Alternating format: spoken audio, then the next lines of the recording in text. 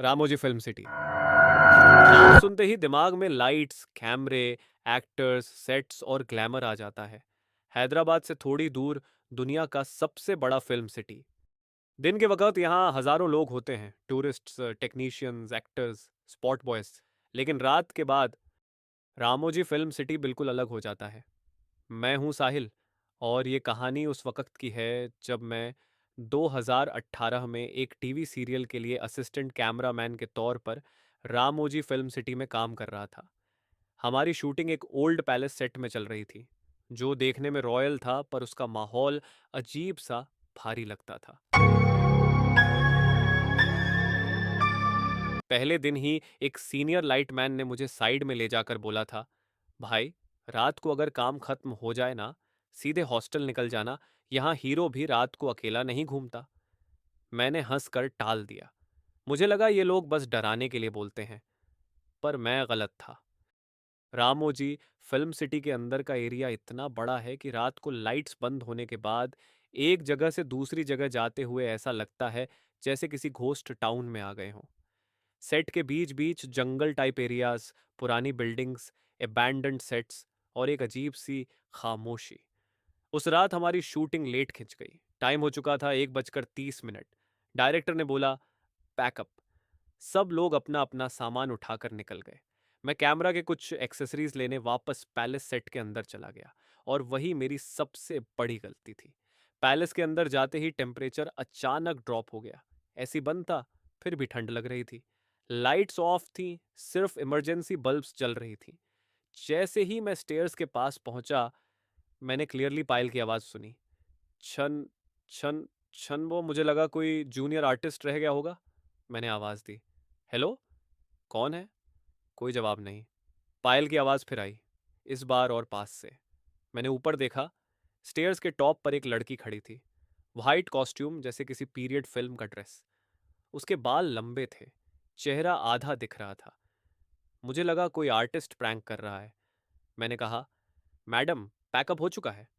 वो लड़की धीरे धीरे स्टेयर से नीचे आ रही थी। उसके पैर जमीन को छू ही नहीं रहे थे। मेरा गला सूख गया जब वो मेरे बिल्कुल सामने आई। मैंने देखा, उसका चेहरा आधा जला हुआ था, जैसे एसिड। उसने सिर्फ इतना कहा, यहाँ रात को काम नहीं करते। और अचानक वो हवा में डिसॉल्व हो गई। मैं वहीं फ्लोर पर गिर गया। मुझे नहीं पता मैं कितनी देर बेहोश रहा। जब आंख खुली तो सिक्योरिटी गार्ड्स मुझे उठा रहे थे। उन्होंने मुझे बिना कुछ पूछे सीधे हॉस्टल छोड़ दिया। सुबह जब मैं प्रोडक्शन ऑफिस पहुंचा, मैंने एक सीनियर टेक्नीशियन से पूछा, यहाँ किसी एक्ट्रेस के साथ कोई एक्सीडेंट हुआ था क्या?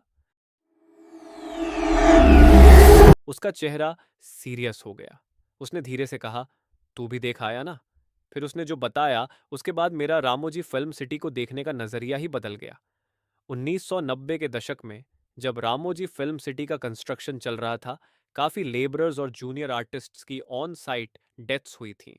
कोई लाइट रिगिंग से गिरा, कोई फायर एक्सीडेंट में किसी एक्ट्रेस पर कॉस्ट्यूम रिहर्सल के दौरान एसिड जैसा केमिकल गिर गया। उनमें से कई लोगों की मौत पैलेस और फोर्ट सेट्स के पास हुई थी। लोकल स्टाफ मानता है कि उनकी आत्माएं अब भी वहीं हैं।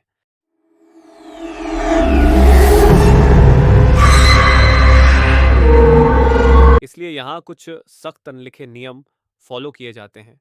रात 9 बजे के बाद कोई अकेला सेट के अंदर नहीं जाता। पैलेस सेट में रात को शूट नहीं होता। अगर कोई आवाज़ बुलाए तो पलटकर मत देखो। उसी हफ्ते एक और इंसिडेंट हुआ।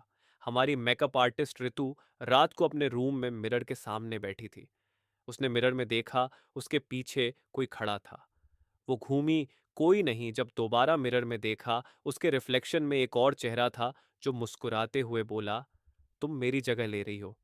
ऋतु अगले दिन से कभी शूटिंग पर नहीं आई। सुनने में आया उसने जॉब छोड़ दी और साइकियाट्रिस्ट के पास जा रही है।